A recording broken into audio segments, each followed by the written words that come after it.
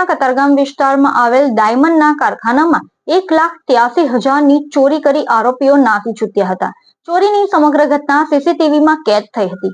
CCTV ફૂટેજના આધારે પોલીસે 2 આરોપીઓની ધરપકડ કરી છે. સુરતનો હીરા ઉદ્યોગ 2 વર્ષ જેટલા સમયથી મંદીના માહોલમાંથી પસાર થઈ રહ્યો છે, ત્યારે બેકાર થયેલા રત્ન કલાકારો ચોરીના રવાડે ચડ્યા હોય તેવી ઘાત સર્જાઈ છે. રત્ન કલાકારોના નામે અન્ય લોકો પણ ચોરીઓ કરી રહ્યા છે, ત્યારે કારખાનામાંથી ચોરી કરનાર 2 તસ્કરોને ઝડપી લેવામાં આવ્યા છે. કતારગામ વિસ્તારમાં આવેલ હીરાના કારખાનામાં 28મી તારીખે રાત્રિના સમયે ઓફિસમાં ઘૂસીને 1,83,000ના હીરાની ચોરી કરી આરોપીઓ નાસી છૂટ્યા હતા, જેથી કારખાનેદાર દ્વારા પોલીસમાં ફરિયાદ નોંધાવવામાં આવી હતી.